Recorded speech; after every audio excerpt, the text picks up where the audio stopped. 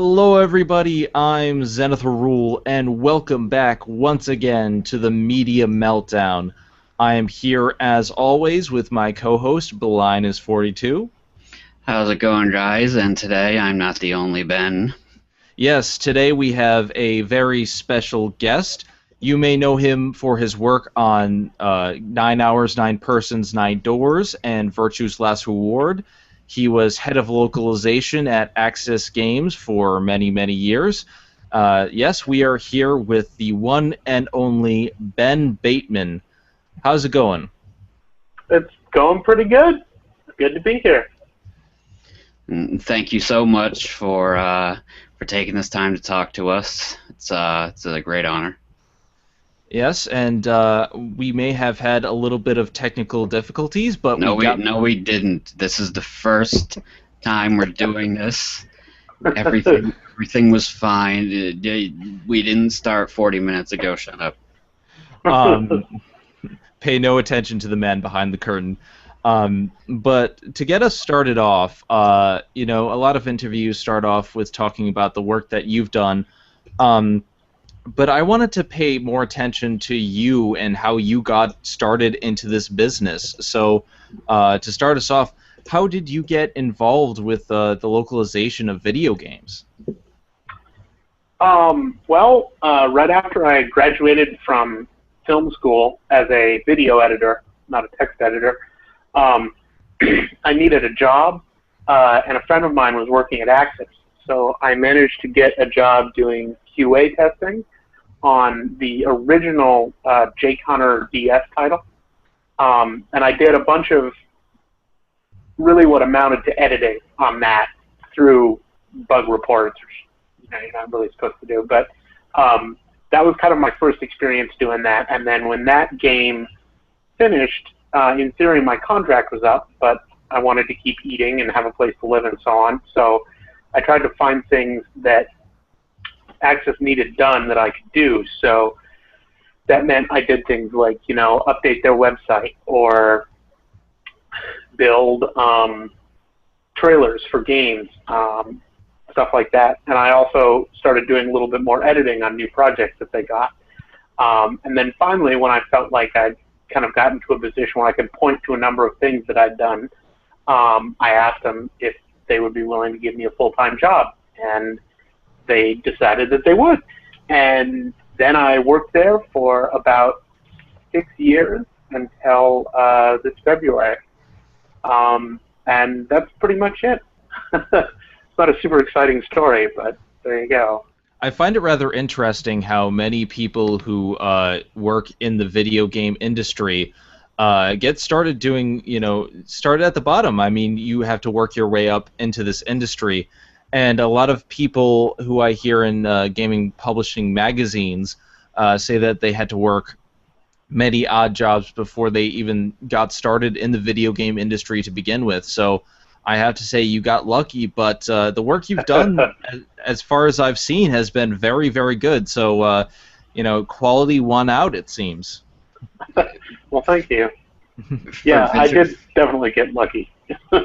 For visual novels especially, I mean, that's not only a lot of work to begin with, but you've also got to deal with certain puns, translations, names, nines and Qs and everything like that. And so you're obviously the right man for the job. I wouldn't say it was all luck. I think it was mostly you. Well, thank you. Very nice.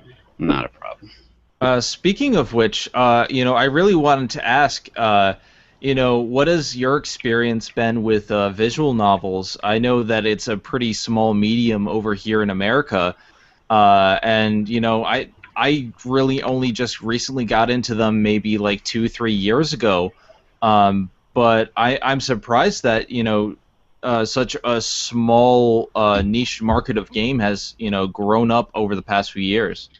Yeah, I mean, I don't know. I think it's kind of interesting. Like, I think part of it is that because that's been visual novels have been a fairly decent-sized market in Japan for a really long time. Not necessarily because they're crazy popular, although they're definitely more popular over there, but when you're creating that initially, the cost is extremely low. compared to, whatever other sort of game. You basically just need a programmer who can write some relatively simple code. You need a writer or two, and you need some artists and maybe some music. And you can put out a game that people will get really into.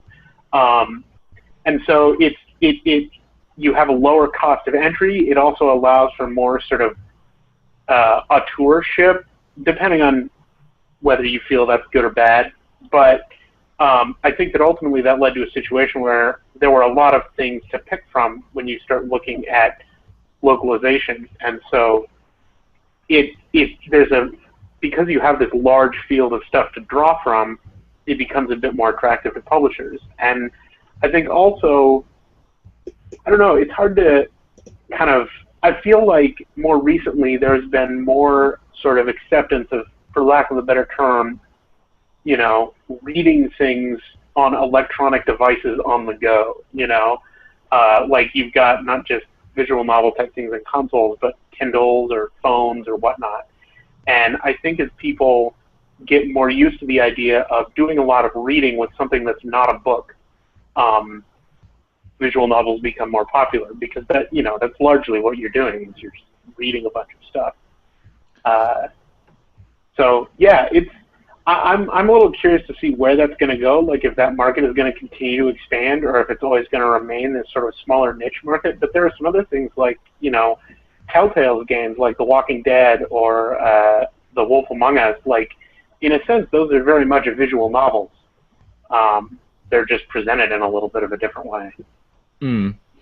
And I've been very supportive of visual novels as I've been playing them recently. I did a review not too long ago on the first Phoenix Wright game, and I had a blast doing that.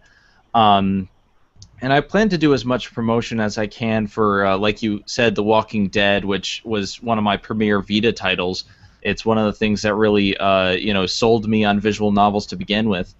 And I'm just hoping that as we get more localization of games like that in Danganronpa and really big games like that, I'm hoping that the visual novel market can start to be seen as more less of a B grade market and more of the as a AAA industry, because it slowly is becoming more accepted. Now, I really wanted to know, and my cousin also wanted to know, because he actually went to live in Japan, and he married someone who is Japanese. He wanted to know, how much do you know, and what was it like working with Uchikoshi, who's primarily a Japanese speaking person? I know basically no Japanese. I can recognize all of one character, and most of my ability to understand spoken Japanese, which is extremely limited, is specific phrases. So pretty much all of the work that I've done, relies heavily on working very closely with translators, and that includes working with Uchikoshi. But for the most part, that was pretty good, because one of the kind of cool things about the localization process in the way that I've done it is that, just like, I was an editor at Axis, and, my friends Angler and Karen are editors there now, and they were when I was there too. Axis has a small number of editors. It also has a small number of translators, and so I worked with the same people over and over and over on a lot of different projects, and we were able to develop a sort of rapport. So I don't understand Japanese. Even if I were to start studying it, my understanding of it for a long time would be very limited. But when I'm able to develop a sort of deep rapport with someone who does understand the language on a much deeper level, it sort of allows me access to it in a way that I would not be able to even if I studied it for a really long time. Which is why I really enjoyed working with all of the translators at Axis, because we got to know each other pretty well, and so it was a lot of fun. But we could also I don't know, just it was a good collaborative experience. And it was the same sort of thing with Uchikoshi, because it was an awesome opportunity to get to talk to somebody and understand, you know, like, where did this idea come from? How did you put these things together? So yeah, it was really cool. And my last personal question before I give it over to Ben to, you know, start doing his and fan questions. Now, was there any like pop culture reference in Japan that was really, really hard to translate?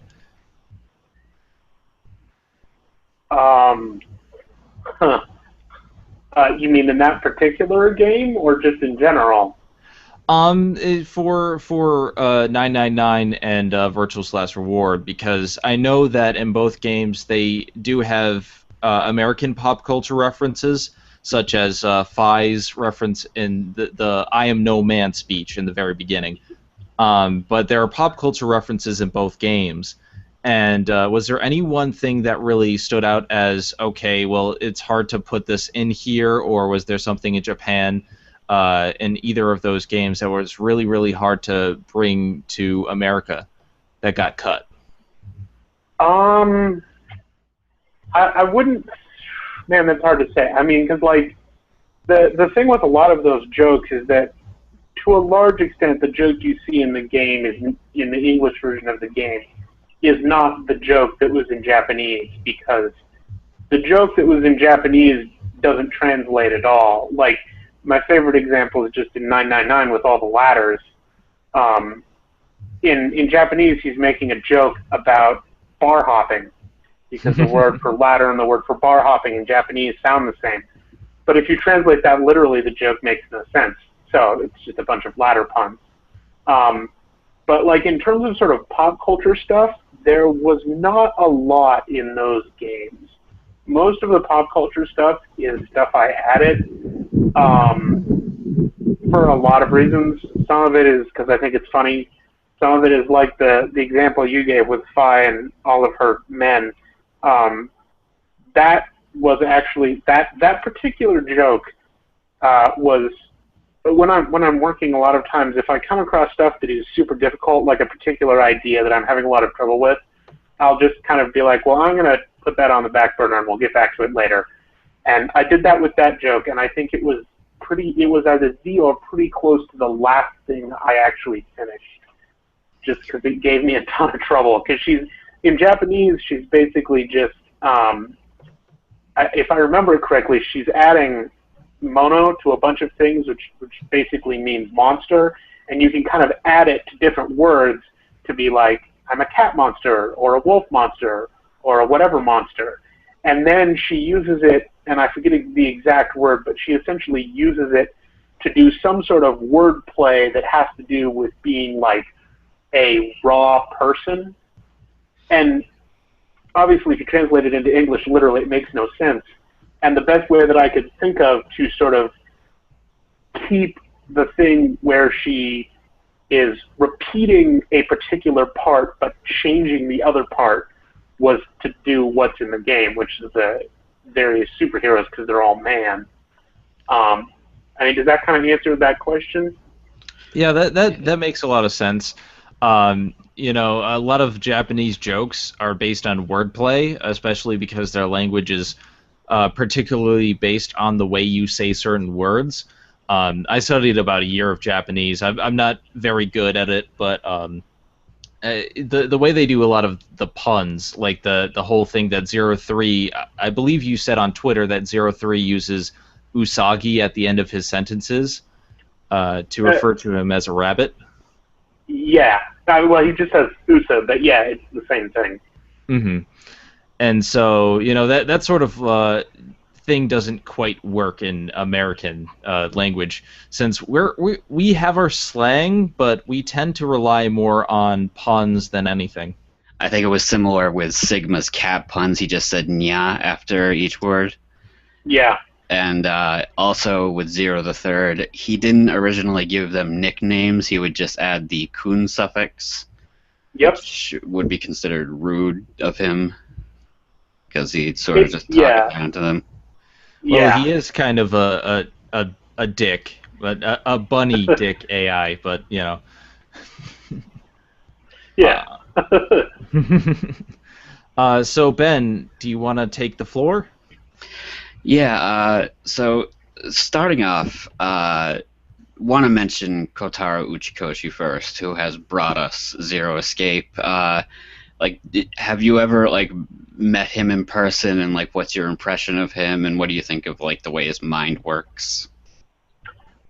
Yeah, I did actually get to meet him once when VLR got nominated for an award at GDC, which is a game developer conference, and I managed to go up there, and Uchikoshi came over from Japan to go too. And that is the only time that I've actually got to meet him and talk to him in person. And by and large, he seemed like a really chill dude. My my only regret is that he speaks slightly more English than I speak Japanese, or something along those lines. So I didn't really get a chance to like really talk with him. Also, we were super busy. I think we had like 5 interviews in one day. But he's, I've like when we were working on DLR and 999, there was a bit of that sort of a chance to look at how his mind works, and he has like, it seems like the way that he puts stories together is this really interesting sort of like,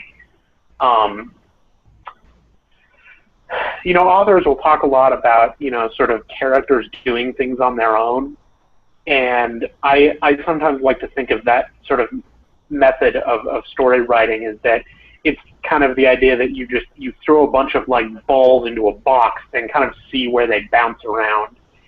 And I feel like he has this really interesting combination of that, and then there will be these sort of set plot points where it's like, we need to get to here, and this needs to happen, and this needs to happen. So here are the characters that I've come up with. How are they going to sort of bounce around and get from point A to point B and cause C to happen? And then he'll sort of like do that and sort of run that simulation, and then he'll be like, oh no, this part isn't working. I need to tweak this person's character. And actually this goal makes no sense, so we're going to make it this.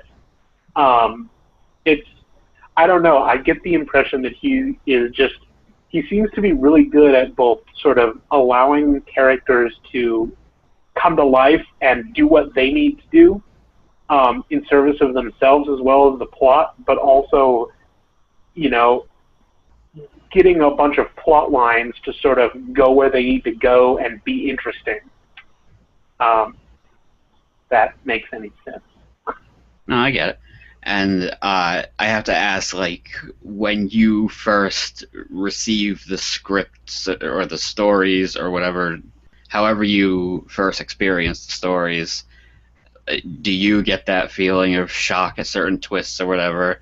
And what about like the meta twist of like the 2 screens turning it upside down, things like that? Well, I usually, unfortunately, don't get to experience a lot of that because I don't. Well, I mean, I can't really play the game because it's in Japanese, and for a visual novel, it's kind of pointless to play it if you can't read the language. So usually, like on 999, one of our translators played through it and was really into it, and she explained the whole thing to me. And it's still really fun to figure out, even though I wasn't playing it, sort of experiencing it vicariously through her was still a lot of fun. And like, I remember, because oftentimes we would start working on something, kind of as soon as we got stuff, so we might not have finished going through everything yet. And I remember, I think I was already working on 999, and she got to the end where it's got the thing with the 9 and the Q, and I remember her standing up, because she was like right across, her desk was like right across from mine, and she just stood up and was kind of like, we're screwed. Well, yeah. And then we figured out a relatively good solution to it, but it was definitely a tense moment.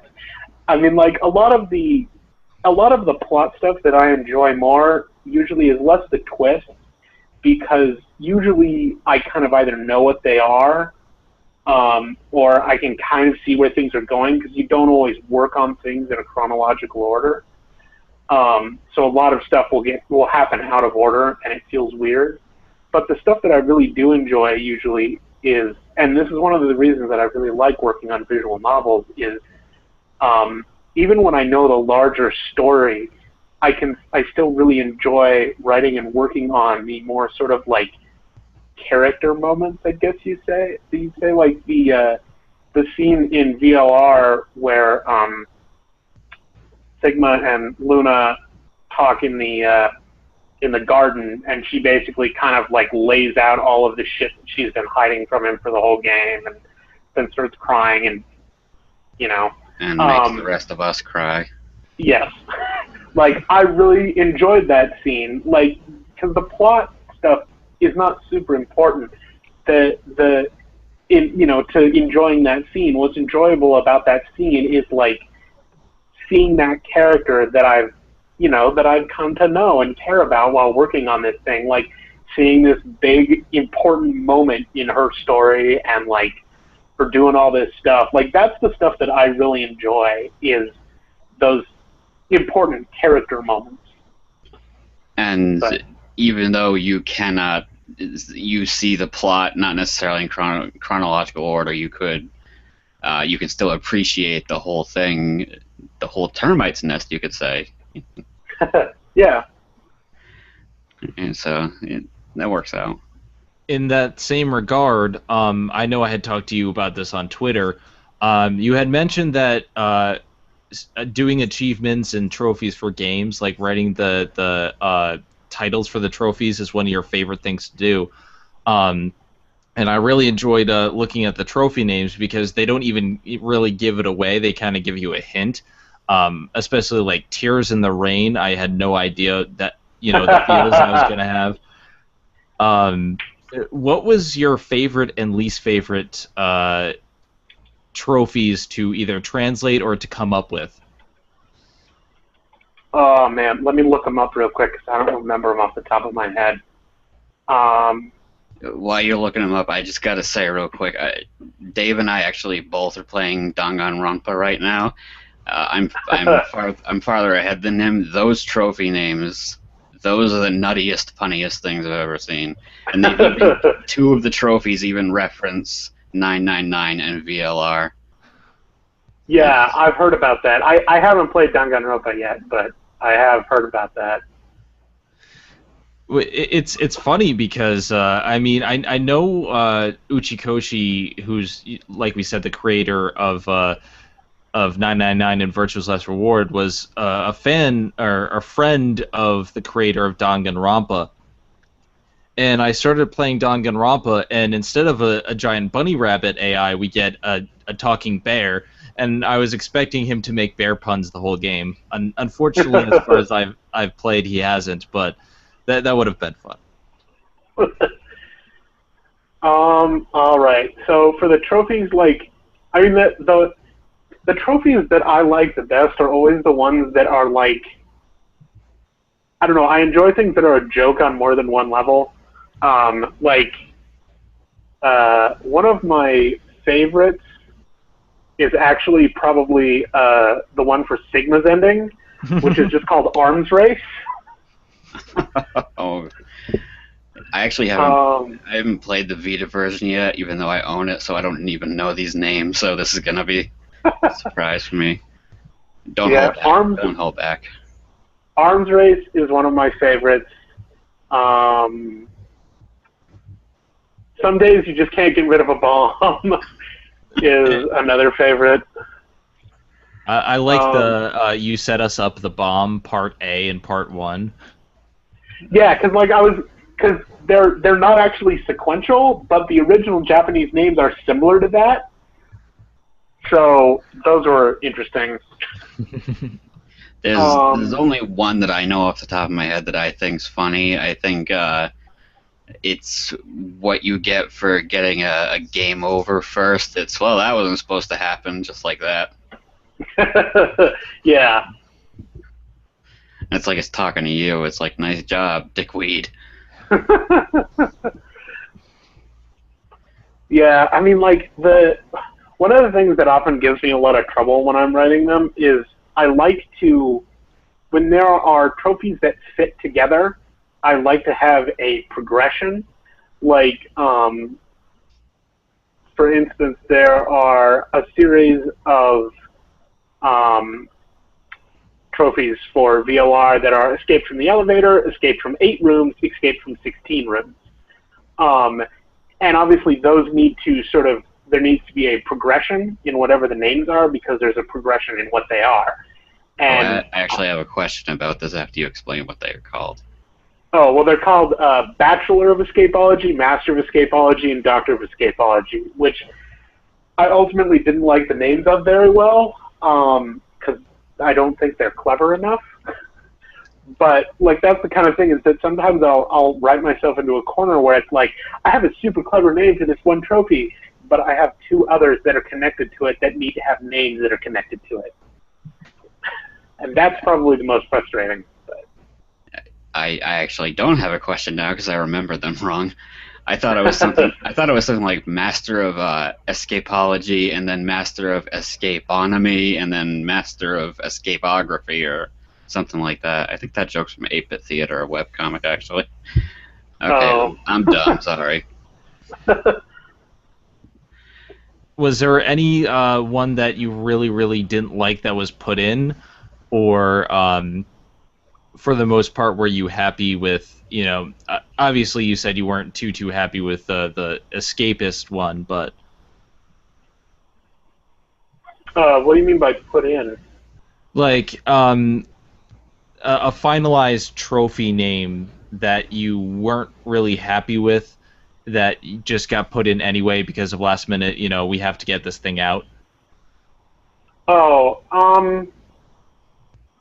I mean, yeah, like some of them just aren't as, I don't know, like some of them just aren't as clever as I would like. Like, one of the ending ones is Fire and Ice, which I just called Fire and Ice largely because I like that poem. But the name is not especially clever or relevant to what that ending is about. So that one I was a little disappointed with.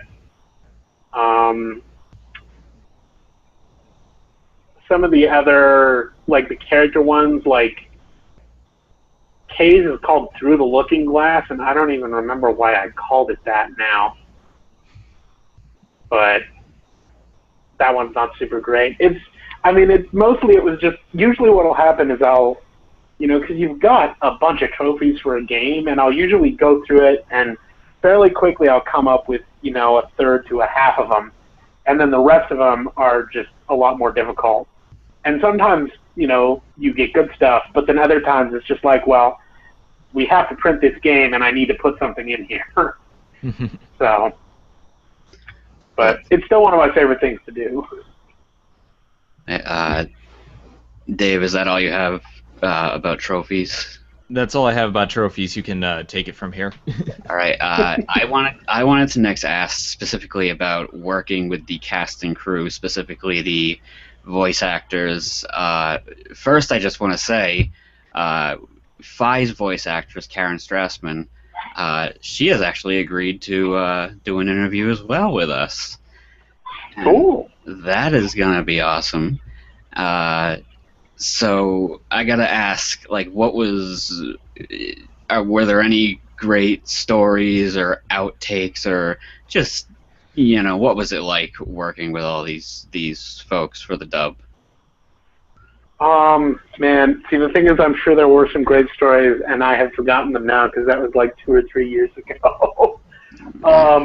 But we knew that was a risk, but by and large, working with all of those voice actors is super great because I've worked with a number of them on other projects too, and they're all just, if you've ever had the opportunity to work with somebody who's like an artist or craftsman who's really good at their job and has been doing it for a long time, it's just incredibly satisfying because you can just be like, I need this thing, and they'll be like, okay, and they do it. And if it's not quite what you want, you just say, could you do this? And they do it. Like, every single one of the voice actors on there was super good. I kind of feel like any issues that might have arisen were more our fault than they were the voice actor's fault. Yeah, But, I was gonna say that there were some parts that if it hadn't been for their delivery, might have seemed a little cringy or groanish or whatever, but just the way they're said, it all comes together. Not as an insult to the writing or anything. I just no, there's definitely some weird stuff in there. But yeah, like it was, I mean, yeah, I don't like to say like, I don't like to pick favorites basically because they were all great. But some of my favorites were the person who did Zero the Third. Like most of, like a good portion of that dialogue, you know, is stuff that I wrote. But when we were doing the recording for Zero the Third, we were kind of like, here is kind of an idea of what this character is like. Here is kind of what we wrote, but you know, go crazy. And she was having a lot of fun. Yeah, and she really helped to create that character and make it, you know, what it is. But yeah, like it was. I feel like that character turned out super well. I mean, Zero was not a hit with everybody, but I've seen a number of people who were really happy with that performance, and I think it really helped set the tone because Zero, like the idea behind Zero, you know, is that he's supposed to be silly and weird, but also scary and threatening, and I feel like. You know, I feel like that came out pretty well, and a lot of that was due to the voice actor. And then the other one was Gollum, because in the original script, in the Japanese script, he also has an extremely thick accent, but it's a Japanese accent. I forget. I mean, it's a regional Japanese accent. Like Osaka? It's not Osaka. It's somewhere else. Kansai? But I don't recall. Like, my understanding was, because I don't actually know the dialect, but my understanding is that it's not even like one of those. Like, those are fairly well known. This is more like backwoods dude. You know, like all of the native speakers in our office, like when they heard him talk, all of them started laughing. Like it, you know, it's not like, I would talk about somebody from New York and how they've got an accent. You know, it's like they pushed that accent really far. And a lot of times people tend to localize regional Japanese accents, especially Osaka accents, as Southern accents. But, I mean, for one, that felt super cliche, and also it felt a little weird to me. Because part of the thing is that it's supposed to be extremely strange that he has the accent that he does. And so I ended up deciding that I wanted to try and give him a Cockney accent. And the guy who ended up providing his voice did an amazing job on that. And I was super excited because he came out sounding exactly the way I had hoped that he would. So... now, I have to say, I'm not going to lie, my two favorite characters, and purely based on voice acting chops alone, Zero the Third and, like you said, Gollum. Just because Zero the Third does an amazing job of showcasing, like, multiple personalities, and every single time it would, like, switch accents or, like, turn into, like, a Valley Girl or Southern, you know, it really felt like this AI was rogue and murderous and was something that was very different. So it had that feel of something that is childish looking but could kill you with a moment's notice. And I think that was kind of different from the Zero of 999 because you really don't get a chance to see, Zero in 999 all that much. Yeah. Well, technically, she's there all the time. But I know what you mean. True. Um, it, Now, I do have to say that if there was one character that I felt was maybe a little miscast, and this isn't me trying to, say that it was bad or anything, because I think everyone puts in a great performance. And we love this woman in everything else. I know exactly what you're gonna say.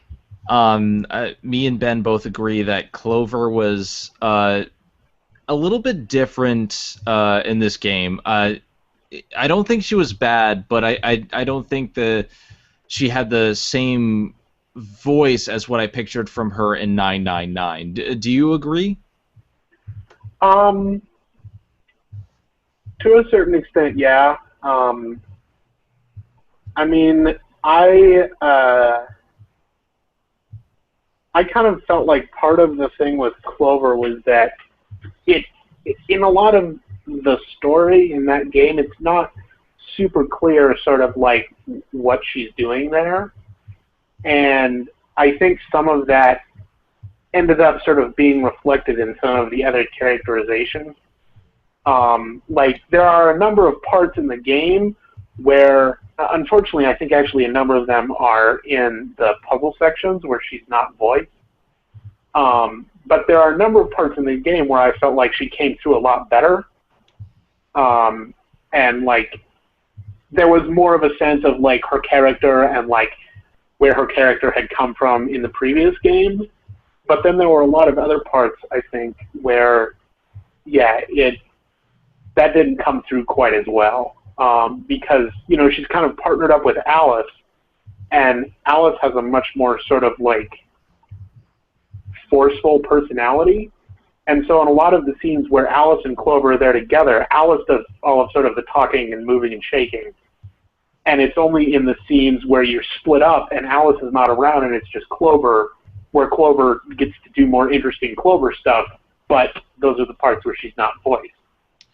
I will say that the path where you and her and Dio go into the laboratory, that's when I really liked her character. And again, like you said, it's probably because she doesn't really get a chance to be on her own that much. Yeah. But, yeah. Plus, she's with Sigma, who's pervy, and Dio, who's Dio. I mean, she's gonna come out looking good. And of course, Lord Hoppington. Come on, we all love that. I do have to say, Lord Hoppington was probably the most Clover part of that game, and I really loved that exchange between them with the Monty Python reference. Yeah, that was very 999 Clover. That was something she would have done back then. Yeah. Again, none of this is to be mean to anybody, and we do think that everyone did an amazing job with what they had. Just, you know, something we wanted to talk about. Yeah, Wendy Lee, who is the voice actress for Clover and also everyone else in history. She's been in everything, Faye Valentine and all that. I've always loved her. I think she's Haruhi Suzumiya as well. Mm-hmm. And just, she's always so perfect. And it was just weird to not hate but not love for once. And she still pulled it off, but it just felt like the one miscast out of them. I will say that Laura Bailey, oh my God, her as Luna was perfect. And I actually have to also point out that the recording where that's her doing the voice of the mysterious woman saying, "I killed 6 of them, no wait, I killed 6 billion." It's amazing how, like, you'd never even know that was the same voice actress if you didn't know. So I thought that shows a lot of talent. I believe that woman's name is Diana. That's what's been revealed by Uchikoshi. We'll find out someday when Zero Escape 3 definitely does get made. My last question on the casting, was there any person who you really, really loved working with the most out of all of this cast? No. I mean, like, there they're all great. Like, I know that seems like a cop-out, but, I mean, I can't pick out a particular one and be like, yes, they were the best. You know, they were all really good. And it was, like, yeah, it was a honor and a privilege to work with all of them because they're incredibly good at their jobs. Yeah, people often mention Cowboy Bebop as being like the only dub that's actually superior to the original Japanese. I would argue that Virtue's Last Reward dub is superior to its original Japanese. I'm glad you think so. I was pretty proud of it. I thought it turned out pretty good. It sure did. Like talking about, like, he mentioned Laura Bailey. I love the character Tenmyoji, and J.B. Blanc, his voice actor. He was my favorite character in both games, even not as Junpei. Junpei was kind of a bleh, but Tenmyoji, I mean, he grew up and he was fantastic. He sort of channeled Solid Snake at times for me, and it's like, wow, that got my Pavlov's dog going right there. I was like, okay, he's my favorite. So, yeah, J.B. Blanc was fantastic. His speech at the end about how he disagrees with Akane and Dr. Klime's plan, it's just because he doesn't want to lose Quark. It's my favorite monologue of the game. I also have to give an honorable mention to Troy Baker, who did the voice at the very, very end in that last scene.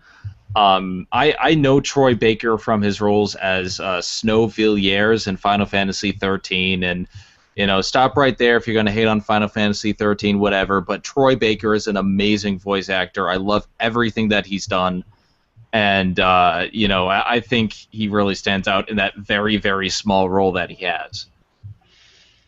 Yeah. Yes, that role of Kyle, but not Kyle.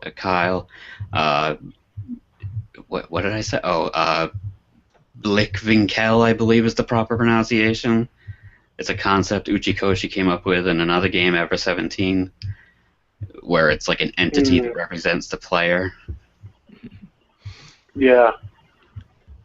Now, speaking on 999, was there like a difference in difficulty translating that one a bit more, because that game was much more omniscient narration rather than you know these people reacting to what was going on.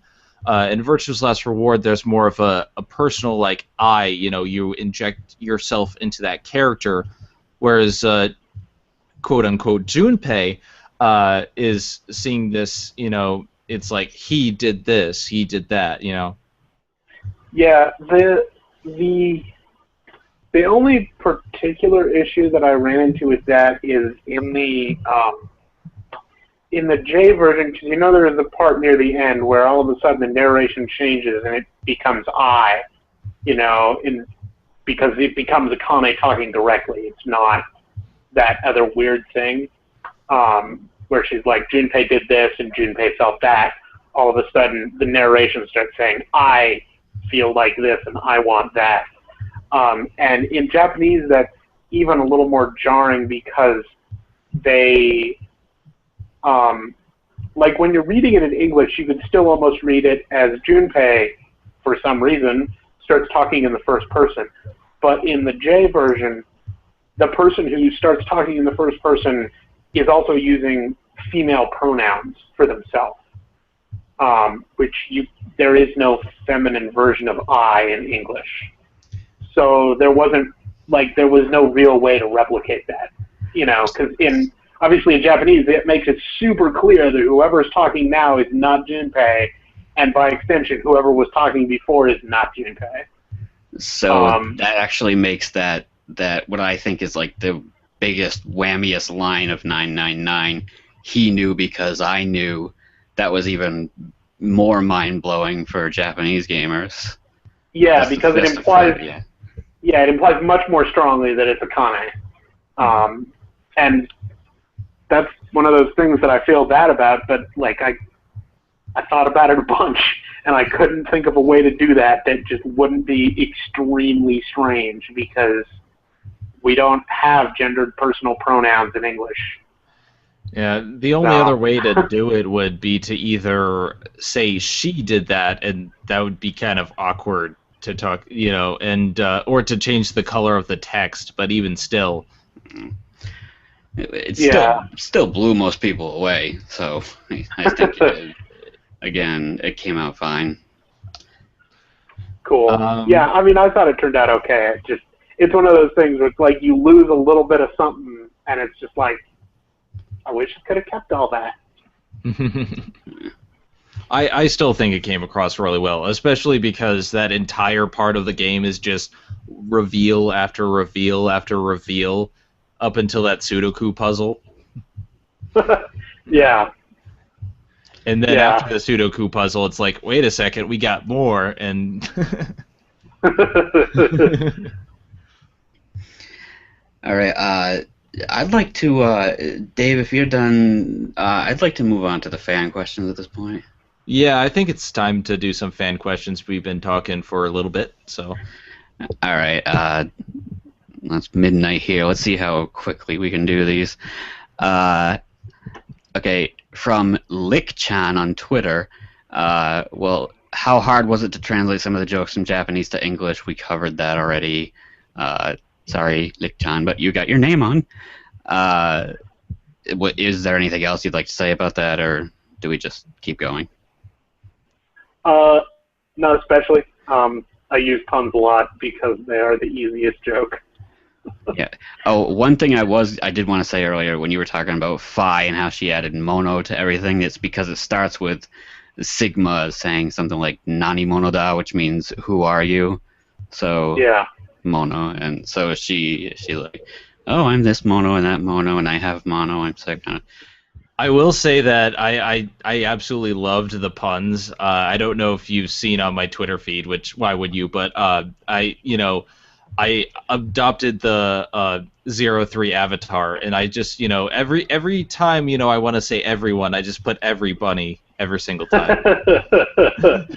Excellent. All right. Jim Bevan, or Bevan, sorry if I butchered your name, from Twitter. What were the most challenging puzzles to adapt for English-speaking audiences? The puzzles usually weren't that hard because they're, with the exception of one in 999, which was actually changed for the English release because it didn't make sense. The puzzles are usually pretty straightforward because they're all logic, so they don't really require language knowledge. There was one in 999 that, if you're familiar with how you learn Japanese alphabets, hiragana and katakana, it's done using this grid that's arranged by consonants and vowels, I think.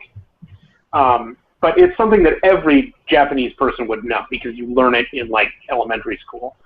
And it uses that grid in order to decode something. I think it's actually the first puzzle in the game. And it assumes knowledge of that grid. You cannot find the grid in the game. So in English, one, it would make no sense if you translated the characters because it would just be letters. And two, no one in the US uses that grid. So Chunsoft actually just built a new puzzle for us, and we didn't have to do much with it. But in general, no, the puzzles are pretty easy. The thing that is more difficult is when people make Japanese wordplay about things in the puzzles. Like in VLR, there's one where they have to put a card, like a credit card type thing, into something. And Clover says something about it being a suica, which also means watermelon, but is also a sort of Japanese bus pass card. And they have this back and forth about well, you can't put a watermelon in there. So that was fun. But yeah. On that same note, I had a question. Do you have any input on changing the puzzles at all? And were there any puzzles that you thought were too hard for people to figure out. Because I know me and Ben don't agree too much on what's the most difficult ones, but there were definitely some that left my head scratching for a while. We didn't really have a lot of input on that. Like, unless it was something like what I just discussed, where you could not translate it for an English audience, we didn't really have input on that, and we didn't really try. Largely because significantly changing those puzzles would entail a lot of work, which means money. Mm-hmm. And in most cases, like, especially with VLR, because in VLR, for all of the puzzles, if you keep sucking at it, eventually it will literally just lay out how to do it. And there's only one puzzle in there that actually randomly generates an answer. So, like, it's not impossible. It's possible to solve all the puzzles. You just have to swallow your pride and ask the game to tell you exactly how to do it. I refuse. No, other than the pantry in VLR, I never looked anything up because I just love solving puzzles and solving mysteries and stuff. And it did cause me to want to throw the DS a few times, but I had to persevere. But F the pantry, up the A. My personal bane was the dartboard puzzle because math, lots of math. But yeah. So the next fan question that we have here. What are your feelings on non-adult visual novel sales in North America? Do you think it's a growing market? By Jason Blaskowitz. I think we pretty much covered that. Do you have anything else to add?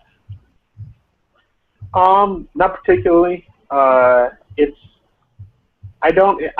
suspect that visual novels will remain sort of a niche market, at least these sort of traditional visual novels. Something akin to VLR or Jake Hunter or Danganronpa or whatever. Like, I feel like those, because of certain things about just sort of how they function, and I think those will probably always remain kind of a niche market in the West.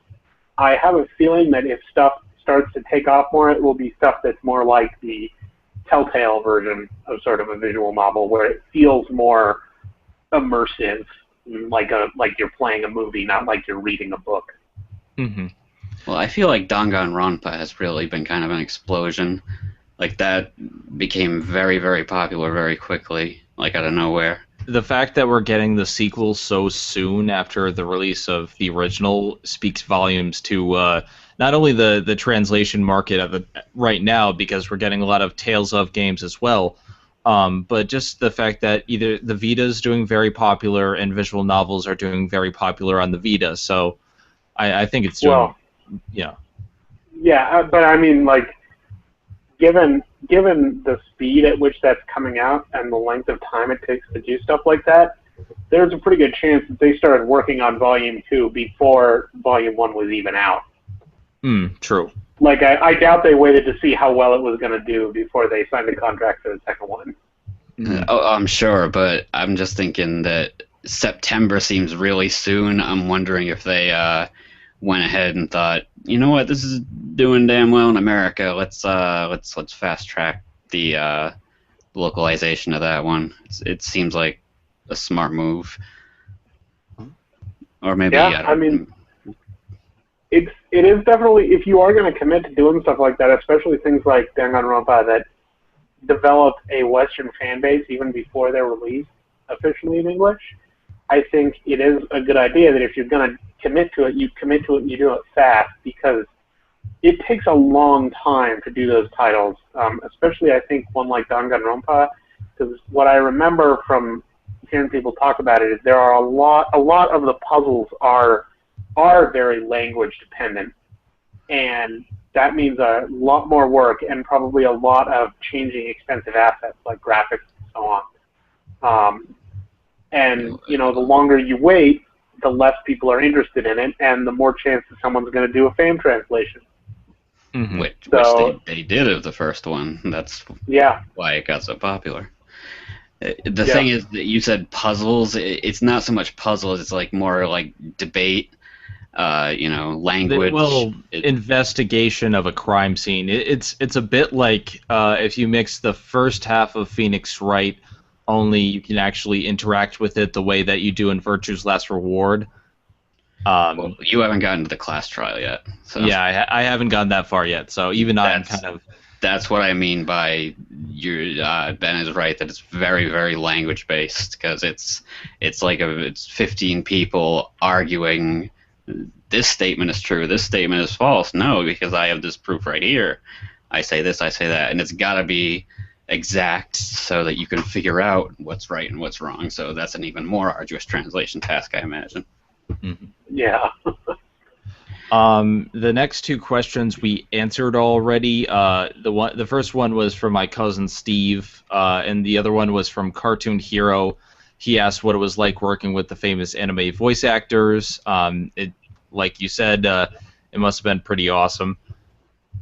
Now this is a new question. It comes from Christopher O'Shea, which is one of my premier fans on Facebook.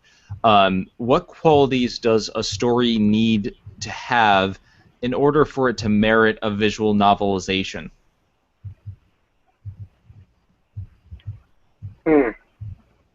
That's an interesting question. I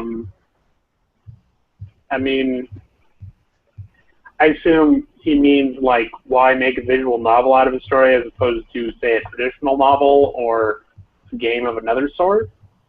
Yeah, like I'm guessing what he means is like why what makes a game more worthy of a visual novel storytelling than say a first-person shooter or stuff like that, a JRPG.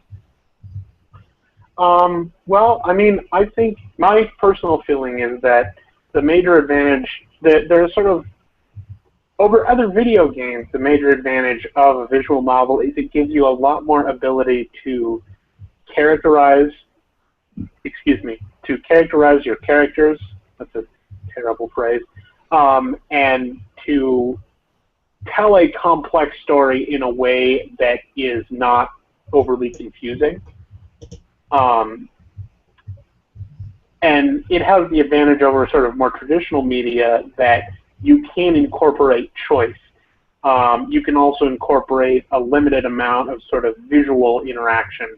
You can incorporate a little bit of animation. So it sort of feels a little bit more alive than a book might. And some people, also it's a video game, and to some people that's just more attractive. But yeah, I think that in terms of video games, the major advantage is basically depth of story and depth of character, because even though you can do things in other genres, a lot of times sort of the trappings of that genre will limit what you can do. Like with a first-person shooter, if you're going to tell a story, your options for telling a story are sort of, environment or items, which is a fun way to tell a story, but can be kind of limiting depending on the type of story you want to tell. Or cutscenes. And with cutscenes, either you lock the character into it and you take away control from the player, which is generally considered to be a bad idea, or you give them control, but that means that you have less control over the story. You can have a story happening in a room and the character can walk around and do whatever they want, but depending on how your story is set up, that might not fit with what you want. And then there are things like, a JRPG type of game allows you to tell a longer story, but there are still certain things that game type usually requires you to do that may or may not fit with the story you want to tell. Like pretty much any RPG, a major component of that game is that you wander around and you kill about 500,000 things. And depending on the type of story you want to tell, that might not make any sense. That's not the best example, but a visual novel sort of frees you to tell whatever kind of story you want. And if your major focus is on sort of character, that's a good way to do it. I don't think it's necessarily always going to be better than other types of games because, a lot of times if you're really on top of your game, your gameplay will reinforce the story that you're trying to tell and the themes that you're trying to examine. And usually visual novels are not so much able to do that because the gameplay is extremely simplistic. I mean, VLR and 999 actually do manage to do some really interesting things with the specific medium that they're working in, which I think is part of the reason that people really enjoyed them, is that they are, I don't want to say self-aware, but they make use of the medium beyond just existing in it, if that makes sense. Mm-hmm. Yeah, well, at the end of VLR, we have that outright meta reference with the being inhabiting Kyle Klime's body apparently being us. So they're not shy about using the medium itself and getting very meta. Yeah. So. And I mean, I've said before, the visual novel medium is very good at it's like, okay, we have a really good story we want to tell, minimize all the things that can distract from the story, and that way you're able to focus on telling something really deep and really intensive. I don't think we would have gotten quite the same thing, quite the same amount of twists if it was any other form of medium. Thank you for watching the Media Meltdown. Don't forget to like, comment, and subscribe for more awesome videos. And if you like what you see, show your support on the Patreon page at patreon.com/Media Meltdown. See you all next time on the Media Meltdown.